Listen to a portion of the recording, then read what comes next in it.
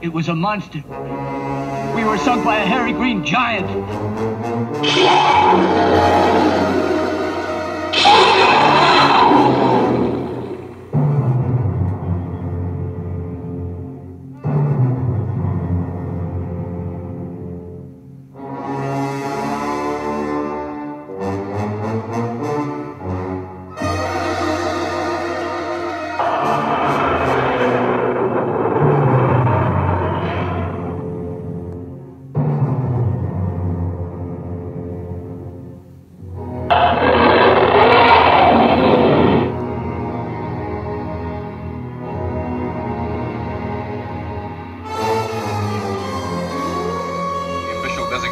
Monster from the sea will be green Gargantua. Monster of the mountain, brown Gargantua. Stand by.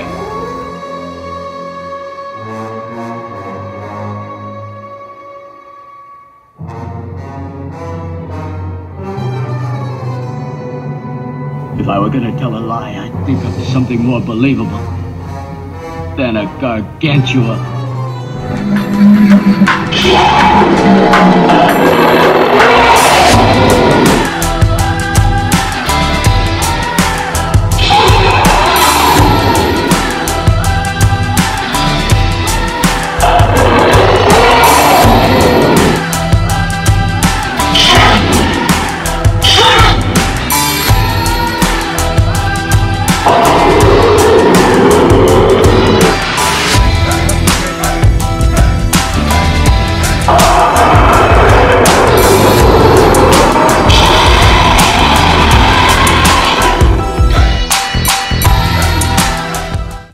What is going on, people? LP2000 right back at you with another video. Yes, welcome back to Leslie Chambers Kaiju Reviews on behalf of Sanda Kaiju, and today I am back with another X Plus figure review, and today is a great day. Yes, it is, for one of my favorite Kaiju films of all time. And today we'll be taking a look at the 25cm Rip Boy set of Sanda and Gaira from Frankenstein's Monsters, Sanda vs. Gaira, or how it's better known here in the United States, The War of the Gargantuas. And as you can see, I have the beautiful box here. The green and brown Kaiju brothers with anger management issues are behind the box, but we're going to get to them in a few minutes. You know what I mean? So I want to just, this is the box, Pretty simplistic box, brown box with a silhouette of the figures on the front with them locked in combat. That's basically the Rip Boy feature of this set, because you can pose them separately or you can pose them in a locked combat position, as you see here on the front of the box, with the Japanese text of Sanda vs. Gaira, Frankenstein's Monsters, with the yellow sticker signifying that it's a Rip Boy.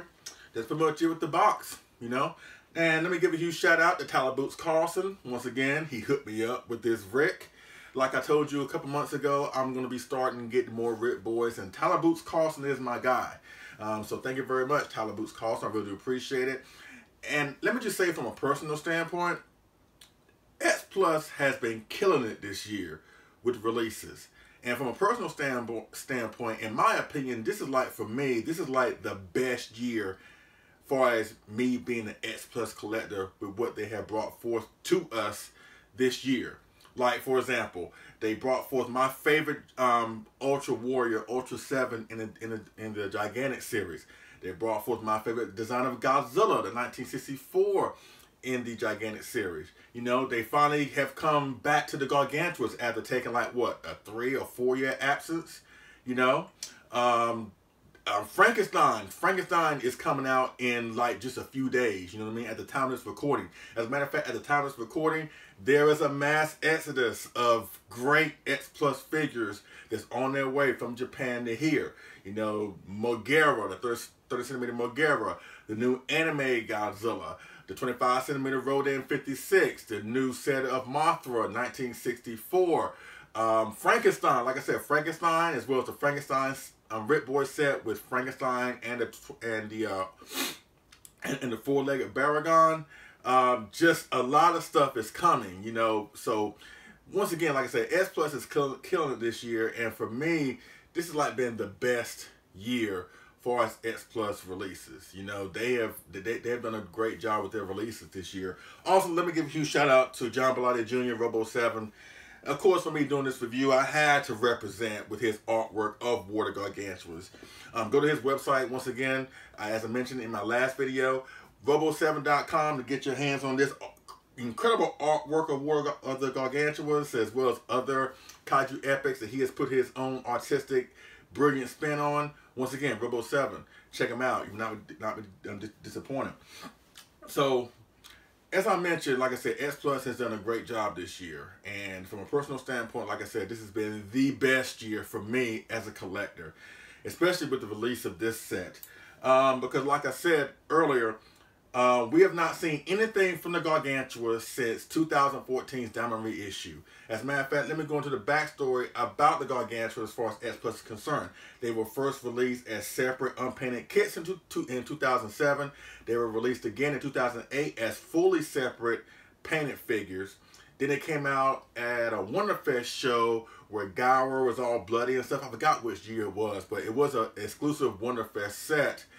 Then Diamond came forth with their reissues in 2014 with the disappointing paint job. But if you know folks like David Dotko and Steve Savaggioli, great masterful artists and painters, they were able to touch yours up if you were able to get in contact with them.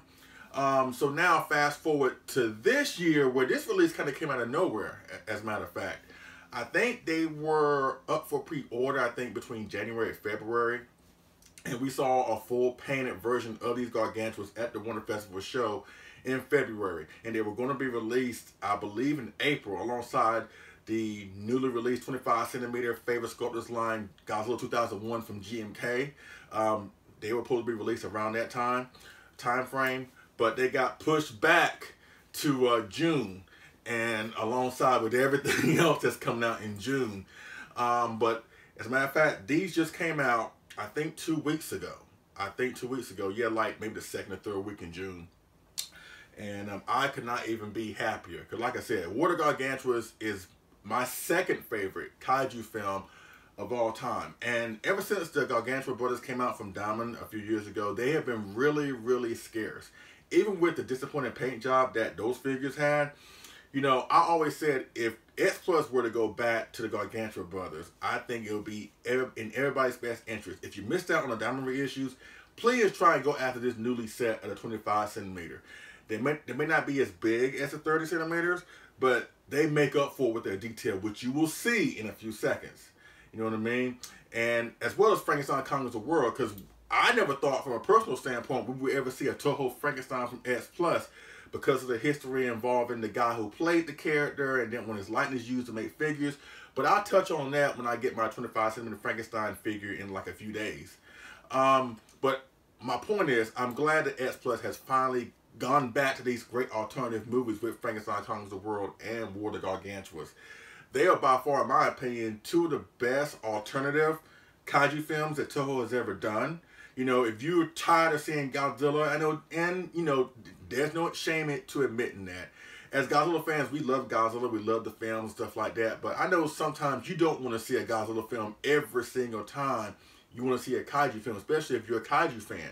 So you have great films like War of the Gargantuas, like Frankenstein Conquers the World, like The Mysterians, like King Kong Escapes, like Atragon, like Matango. You have all these great science fiction films that can really entertain you without you going to seeing Godzilla or Gamera or Ultraman every single time. And in my opinion, War of the Gargantuas is probably one of the best, if not the best, alternative Kaiju films brought to us by Toho Studios. So please check it out if you haven't checked it out. You know what I mean? But yeah, that's pretty much it with the backstory, you know, with the release dates and stuff like that. You know, they came out separately. Sanda and Gaira, just them separately. The Rip Boy set, like I said, with this, you know, you can actually interchange their arms and put them together and put them in a lock combat pose. So that's why I had to go Rick on this one. You know, I had to go Rick on this set. And I couldn't be even happier. You know what I mean? So once again, thank you, Tyler Boots Carlson. I really do appreciate it. So, I know you're tired of hearing me ramble, you know what I mean? But I want to get this information out there as much as possible. You know, 'cause I'm sure there's some fans out there that would love to get this set or love to get the Gargantua brothers. And I want to make sure I put forth a great effort to give you all the info you need so you can make the wise decision of getting this set or get the standard releases of Sanda and Gaira.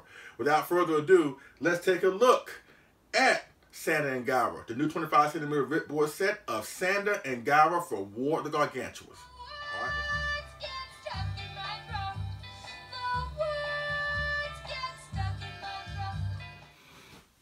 Okay, folks, here we are up close and personal with the newly 25cm ripboard set of Sanda versus Gaira. And right now we have them in their individual poses. And I want you to see what comes in with this figure set once you get it. You know what I mean? And right here, excuse me, right here is their alternate arms and limbs, you know, to exchange when you want to lock them in the combat pose.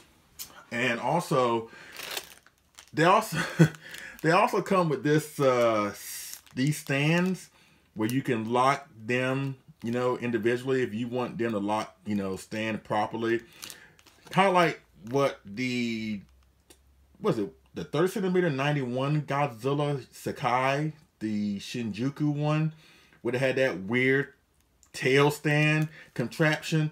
I'm sorry, I'm not going to use this because as you can see, they can stand properly, so I'm not going to use this crap. I'm not going to use it. And finally, it comes with this mountainous base where you can attach the figures, or at least place them on when you want to lock them in their combative pose. But we'll get to that once we get to the ripboard features. But I want to just show up close and personal the detail on these Gargantua brothers. They look really, really, really, really, really good. Let's start with Gaira. Yeah, Gaira, you know, y'all know I'm a huge Gaira fan. He's like my favorite, well, not like, he is my favorite Kaiju villain of all time. I think he's the greatest Kaiju villain in the history of Kaiju villains. And that says a lot when you have great Kaiju villains like King Ghidorah or Mechagodzilla, to show what I'm talking about. Gigan, Hedra, you know, Space Godzilla. You may not like the film, but you can't deny the fact that Space Godzilla was a great, great villain. Destroyer, you know, even when Godzilla was at his meanest, you know, GMK Godzilla or Godzilla 91 or Shin Godzilla. In my opinion, Gaira is the best Kaiju villain of all time. And as you can see, they've done a great job with the color on Gaira, you know, with the various greens and all over his body. Kind of like a blue aqua green in the mixture of the other greens, you know. Let me get up close and personal. Let me try to bring him closer to the camera a little bit. Look at that. That is so amazing. And I have to say this right now. Normally I go for the 30cm figures and the gigantic figures, you know. Everybody knows that that's what I'm about. I tend to collect more so of the larger variety. You know, I do have 25cm in my collection, don't get me wrong, but I tend to go for the bigger figures. But I have to say, between this one as well as the 30cm, I kind of like the 25cm better. Actually, I don't kind of like, I do. As a matter of fact, let me, I'm going to try and bring up the 30cm Gaira. Hopefully he'll be in the shot. So, there you go. I think. Hold on. Bear with me here. There you go. There you go. There you go.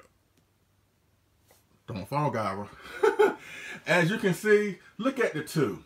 Look at the two. Now, mind you, I love my 30cm Gargantuas. I really do. But as you can see, the detail between the two is just, I wouldn't say night and day, but you can clearly see the more detail. The detail is better on the 25 versus the 30. And like I said, these are the diamond reissue figures. I took the liberty of doing little touch-ups on myself on the faces. I didn't really touch the body. Not trying to sell the 30cm short because they're still great figures, but this newly 25cm set really shows how much of a disappointing paint job the diamond reissues had. You know, it just further illustrates that, which is why, like I said, I love the 25cm set. You know, the various greens, like I said, on Gaira's body, makes it look like he just came out of the ocean. He's ready to come out of the ocean. He just came out of the ocean, and he's about to feast on some people, you know. So that's what, you know, these two look like, you know. He looks good. I still love this guy. I still love the 30 centimeter Gaira, but I have to go with the 25 on this one. 25 kills it. He really does. The pose, typical Gaira. Even the pose is better, in my opinion, on Gaira with his shoulders all hunched up, his arms. You know, like, you know, Gaira was mostly in this position anyway. You know, whether he was going through the forest or just, he had that just really chaotic driven type of pose, you know, because he's a chaotic driven animal. He's an evil animal. So, great job on this. Sculpt wise, it looks really, really good. From all angles, it looks really, really, really awesome. You know, the scales all over his body. Look at that. Look at the texture on the skin here, you know, and just, you know, the little darkness right here, all over his, right here on his back, right here, and right here on his arms, or the back of his arms, just to give the figure some more depth and more exuberance. Yeah, look at that. And the face, a face only a mother could love. Yeah. And also one other feature about this set, in addition to the interchangeable arms as well as the base here, you can also I'm gonna try and do it. You can also take apart his face. I think you can do it. Yeah, you can take apart his face. Hold on. There you go. See, you can take apart his face, and there's a mechanism back here where you can control his eyes. Honestly, I don't see myself messing around with that. I really don't, because, you know, I think it's fine the way it is. But that's also a cool feature, you know, where you can move his eyes and make him, I guess, have more of an expression or whatever. You know, which is, you know, kind of bittersweet, because, you know, those were Nakajima's eyes. You know, this was the only monster costume where he played where you actually saw his real eyes. So it has somewhat of a nice symbolic message there, or at least just nice symbolism, you know, which is kind of sad now that he's passed away, but which is once again why this figure really stands out, you know. Now, I'm not sure if the standards have that. I would assume they do. Don't quote me on that. I haven't heard that they do come with, you know, the movable eyes and stuff like that, but you know. But like I said, I don't see myself messing around with that too much, you know. This is fine for me, you know. So yeah, Gaira is awesome. Woo, look at that. Gaira is awesome. The paint scheme, the pose, the color on the teeth, his fangs, his face. Yeah, just an awesome, probably the most perfect representation of Gaira. Yeah, I love it. I love it. All right, now let's go to his big brother. Hopefully Gaira will stay in the back with his face all crunched up, whatever. And let's go to the bigger brother. Yeah, let's go to Sanda, the brown Gargantua, the monster from the monster from the mountain. And once again, S Plus does not disappoint with the detail and the paint job on his body, as well as his scales and the fur. And ironically, well, not ironically, Sanda had a little bit more fur than Gaira, and figures like this, figures like King Caesar, where you're wondering how is X Plus is going to sculpt and able to put forth a figure that has both scales and fur and have them flow together to make it look very, very realistic, like what we saw on film. And Sanda, as well as King Caesar, they have done a great job. They have done almost a perfect job with this. You know, Sanda right here has a more of an enraged pose, and I'll talk a little bit more about that once I bring up his 30 centimeter counterpart. But I want you to see how great Sanda looks. He looks really, really good. He looks really, really awesome. Just the various browns and the dark browns all over his body, as well as the light brushing of light browns all over the dark areas here. Once again, kind of like Gaira in the back that has like the various greens with a little darkness here and there all over his body. Sanda has a little more of a light brown paint brushing all over, highlights all over his body here, as well as like his chest, his legs or whatever, as well as the back here, just to give it a little bit more depth, to give it more exuberance, you know. And that's what brings these figures to life. That's what makes these figures pop. And honestly, that's the main reason that separates these Gargantuas from the 30s, because the 30s just have bland paint jobs, you know, which was real disappointing at the time. Now, don't get me wrong, we were happy that we finally got the Gargantua brothers, but the paint job on the Gargantuas on the packaging, ironically, those Gargantuas were the Gargantuas from the Winterfest set, and that's what we thought we were getting once we opened the box. And once we opened the box, and we were taken for a loop, like, wait a minute. This is not the same Gargantuas, paint scheme wise. But they rectified this with this set. They have done a great job. As you see, look at this. This is amazing. This is amazing. Oh my God. The teeth on Sanda is sharp, and he's just ready just to tear into Gaira. As a matter of fact, let me go into and bring up his 30 centimeter counterpart, and I'll talk about that. Hold on one second. Okay, here we go. Here we go. Here is the 30 centimeter Sanda. Hopefully he'll stand right. Now, I have to say, between the two, like I said, I know... Hold on, let me fix his feet. Come on, Sanda. Work with me here. There you go. Don't be a punk. Okay. Now, let me send him back a little bit. There you go. Now, once again, Sanda looks good, too. As a matter of fact, between the two... of the 30, actually Sanda is kind of like better painted than Gaira, because Gaira has more of a flat army green type of paint all over his body. He's not have various greens all over his body like the 25. So Sanda is better painted. And honestly, between the two, far as Sanda's concerned now, I prefer, as a set, I prefer the 25 centimeter set Gargantuas. But I have to say, for Sanda here, I actually prefer his pose on the 30, you know. And let me just talk about that, because when I look at these two figures, now Gaira, he looks the same in both the 30 and the 25. He looks enraged, he looks ticked off, he looks like he's ready to attack something, or Sanda, you know, whatever. So his look pretty much is like the same between both figures. With Sanda, when I look at these two represent a moment in the film where, if you look at Sanda's pose in the 30, he got his fist clenched on one side, with both fists are clenched really, but he has more of a protective pose. Like, this represents the moment in the film, at the end of the film, when Gaira is terrorizing the city. Sanda comes in to try and reason with him, and he's doing everything he can to try and reason with Gaira, to try and stop Gaira. But Gaira isn't trying to hear it, you know? And Sanda had that look on his face like, you know, he doesn't want to do it. He doesn't want to fight Gaira. He doesn't want to fight his brother, you know? And he's just trying to defend himself. That's what this pose represents to me. Now, the 25, with his arms like this, and his mouth is open, and his eyes are just wide open, that represents the point when, after Gaira punches Sanda in the chest, and he goes falling back into that building, and it collapses. Sanda gives Gaira a look that says, you know what, you've gone too far now. You pushed too far. And this represents the point where Sanda just doesn't care about Gaira anymore, and Sanda feels the same way about Gaira as Gaira feels about him. They're no longer brothers. They're no longer, I guess, a similar creature. They no longer have a camaraderie or a kinship. At this point, they're bitter enemies, and Sanda goes at Gaira just like Gaira went at Sanda. And that's what this pose on 25 represents to me. The point where Sanda just couldn't take it anymore. This represents when Sanda just got really pissed off, so you know what, it's on now.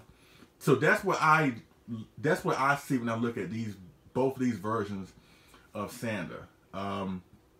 They're both good figures. Like I said, I like the pose better on the 30, but I got to go with the paint job and overall with the 25. You know, I know that's blasphemy as far as I'm concerned. I know that I go for the bigger figures, but that's just how I look at it. So that's it with the comparison between the two Gargantuas. And once again, look at that. That is awesome. This is great. Yes. Actually, I kind of like right there. There you go. There you go. Hopefully it's in frame here. Like I said, you don't really need the stands. You don't really need those crappy stands. You know what I'm saying? You don't really need the crappy stands for that. You can just, you have to tweak the feet a little bit, but they can stand on their own, you know? But yes, paint job wise, sculpt wise, in my opinion, these are the best Gargantuas that you could ever ask for. They did a great job. They made vast improvements over the 30s, you know. And like I said, the feature where you can move their eyes, because you can also do the same thing for Sanda, as I mentioned about Gaira, where you can lift his face, take his face apart, and move the eyes or whatever. But like I said, that's a cool minor feature, but a feature that I'm not gonna really utilize that much, to be honest with you. But it looks awesome. These are awesome figures. And I have to say this, this set is like my second favorite release of this year, behind the gigantic 64. And I didn't think I was going to love these guys as much as I thought I would. You know, they've done a great job. X Plus has done a great job with this. So thank you, X Plus. Thank you, Mr. G. Okamoto. Thank y'all for showing this film some love after so many years, you know.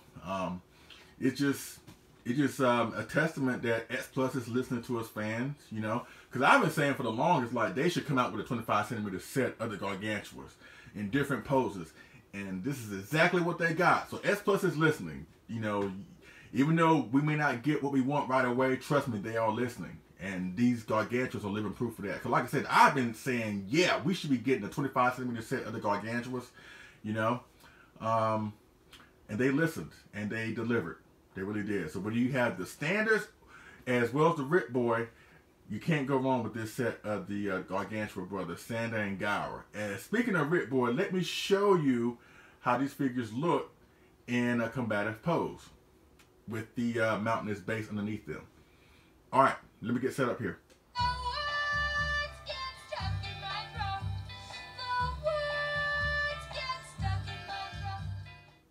Okay, folks, I'm going to show you what y'all need to do. If you get this set, what you need to do to interchange the arms and lock them in a combative pose. So first, you need to get your base right here. So let me just put Sanda and Gaira over here, because you know they're going to start fighting. So what you need to do with Sanda here, excuse me, with Gaira here, is take off the arms. And one thing cool about the Gargantuas, when you have to interchange their arms, it's not like how it used to be with the S Plus figures, where you have to use like a hair dryer to move an appendage. Right now they have this, I guess these are hexagon type holes with hexagon pegs on the alternate limbs, and you can just, as easy as pie, just install them at will. This is great. This is so great, and I hope they install this feature in figures moving forward, like figures that have like alternate limbs. Like this would have been great with the 25 centimeter Gamma in 1966, where you convert him from his standing pose as well as his crawling pose. But anyways, what you need to do is take him off.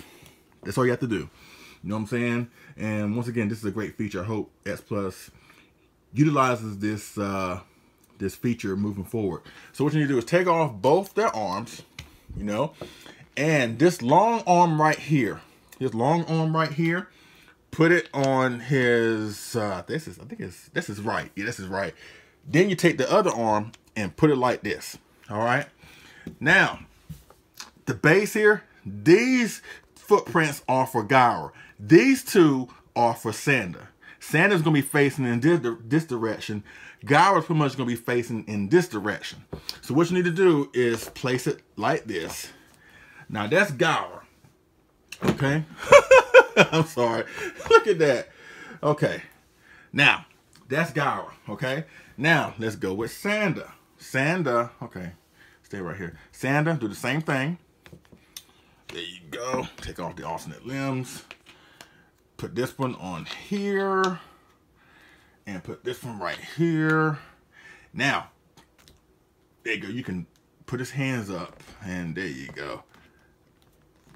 Gaira's arms or arm has to go behind Sanda's head like this.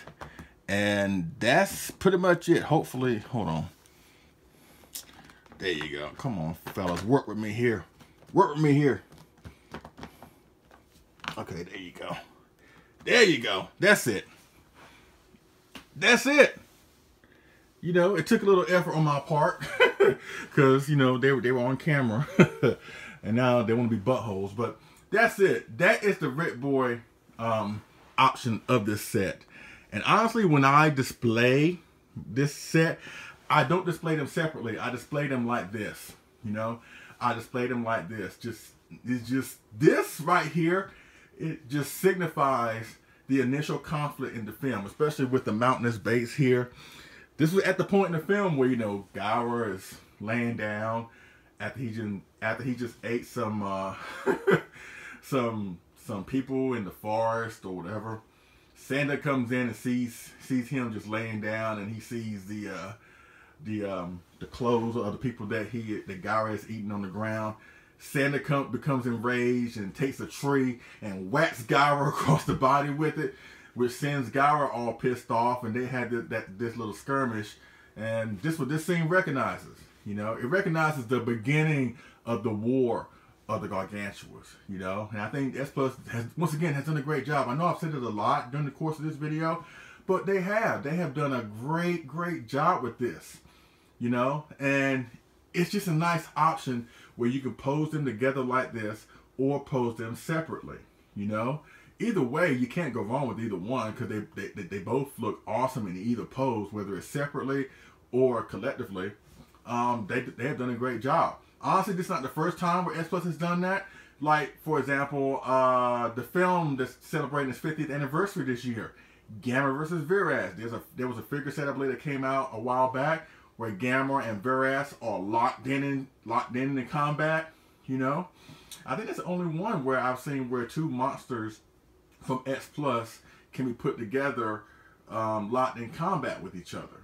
You know, and I hope they really explore that moving forward. Like, can you imagine if they were to make a King Ghidorah 1991 and you could put, like, let's say the first Sakai Godzilla 1991 and have them put together and have one of King Ghidorah's heads wrapped around Godzilla's neck like it was in the film? Can y'all imagine that?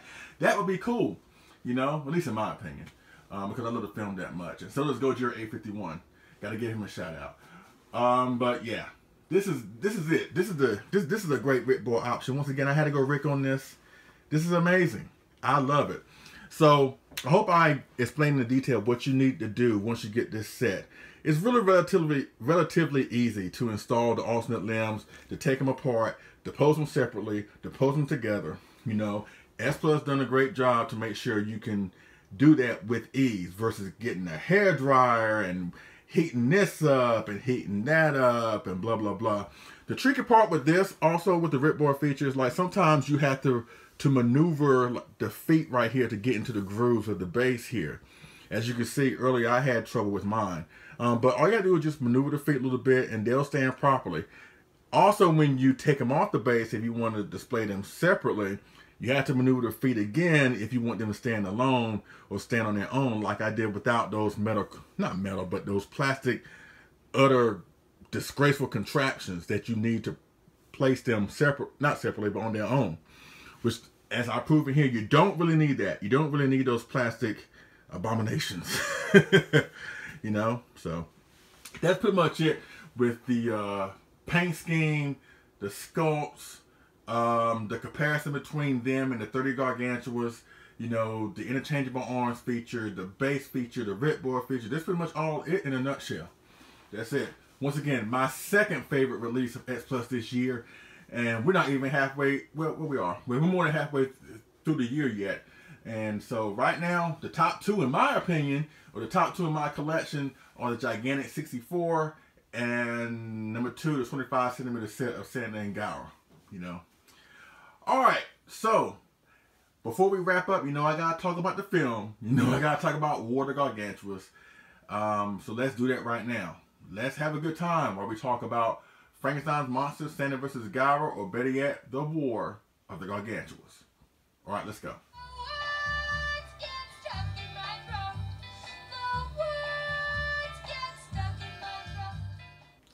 Okay, folks, I'm back, and let's talk about War of the Gargantuas. Once again, my second favorite kaiju film of all time. I know I touched on this film in the past couple videos, so trust me, I don't mind going back and talking about this film once again right here.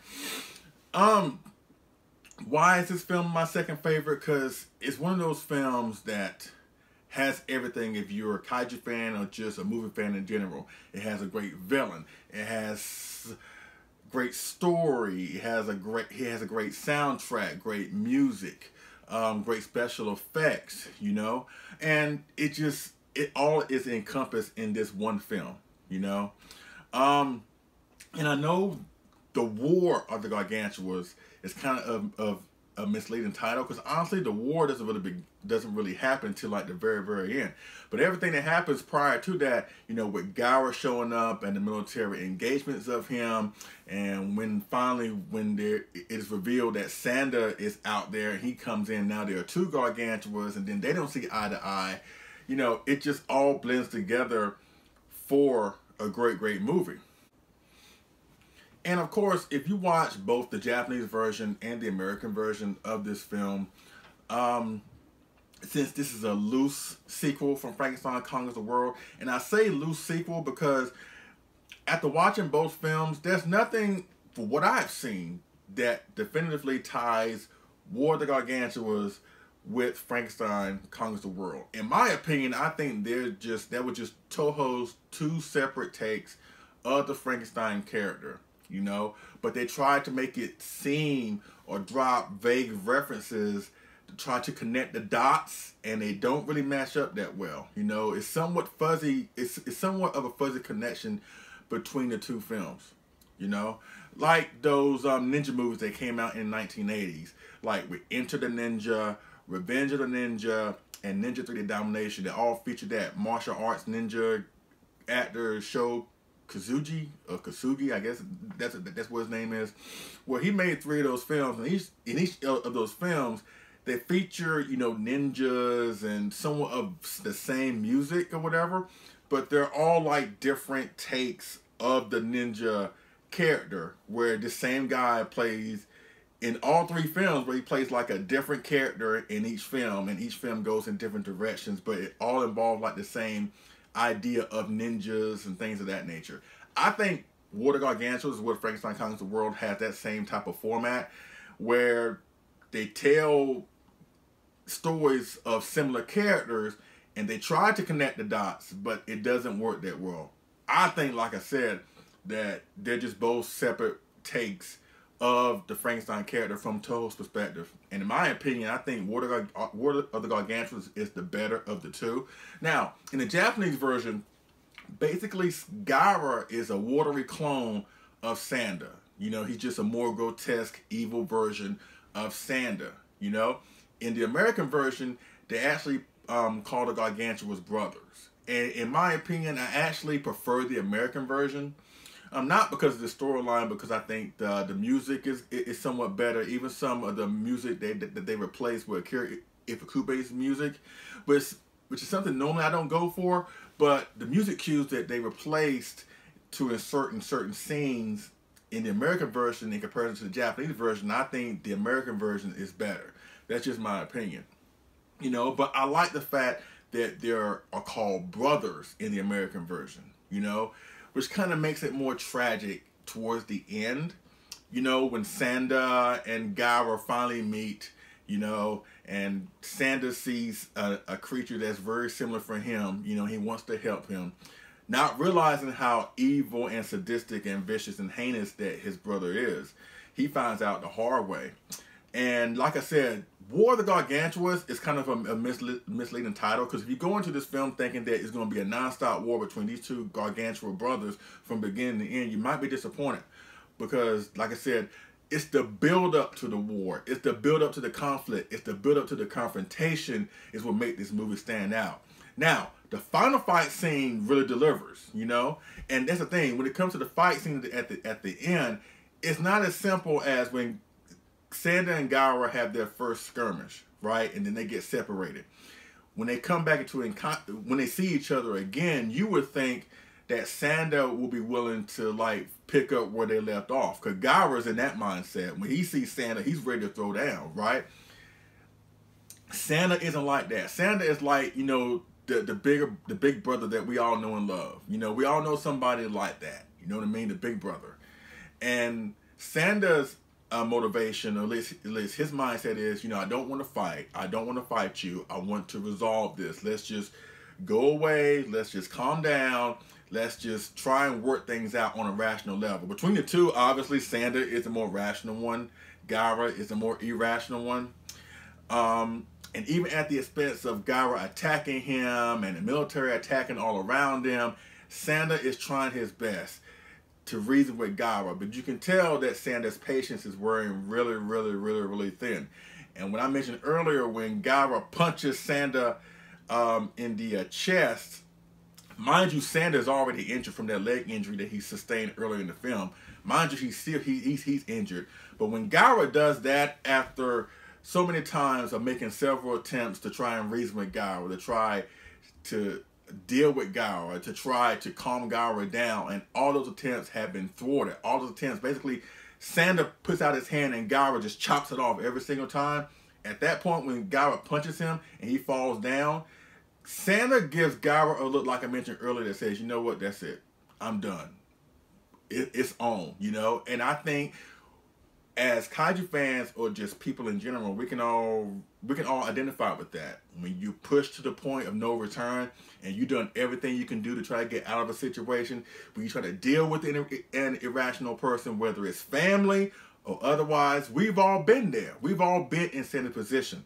And I think we also have been in Gaira's position, where we have become our own worst enemy, where we don't want to listen to reason, where we don't want to do what anybody else tells us to do. We want to do our own thing, even at the expense of causing pain and anguish and just negativity towards others. We've all been in the characterization of the Gargantuas in this film, which kind of makes the film transcend from being just a monster movie, a cheesy monster movie, to a great movie in general, because you got identify with the monsters, you know?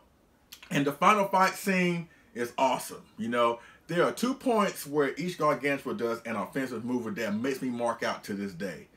The first one is from Gaira. When Gaira and Sanda first start tussling around, when Sanda has had enough and Sanda just goes at Gaira and Gaira goes at him, there's a part in the film where Gaira pushes Sanda, or at least he takes his legs or his feet and he pushes Sanda back into a building.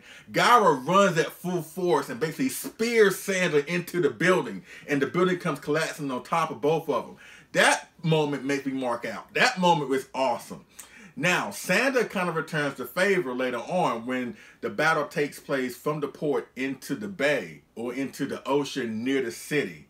And they're just both that's the thing. Sanda, once he gets pushed to that point of no return, he becomes as vicious as Gaira. If you think about it, he's diving on Gaira. He's trying to get to him. He's trying to take his head off or whatever. There's a point where they get into the bay and Gaira raises the ship and he tries to toss it at Sanda to try to hit Sanda with it. Then Gaira goes back into the ocean to try to get away from Sanda. Sanda picks up the boat and takes the whole, I think it's the bow of the boat, the point end of the boat, and basically rams the boat into the back of Gaira. You know, that part between both Gargantuas, at least those offensive moves between both Gargantuas, are really good. Those are the moments to say, you know what, that's awesome.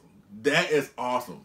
You know, everybody knows that my favorite fight scene out of all the Kaiju films is from Godzilla vs. Gigan, but I have to say, this fight scene comes at a close second. Now, I'm not trying to say that the film is perfect, you know, because it's not. The only downfall, from my opinion, is Russ Tamblyn. Of course, we all know that.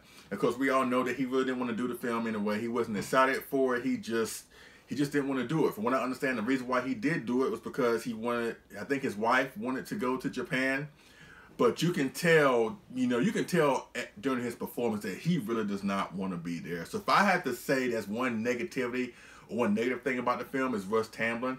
But even he, as bland and boring as his performance is, even he wasn't enough to bring down this film for me. And this film is such an amazing film, and I highly recommend you go out your way and try and watch it.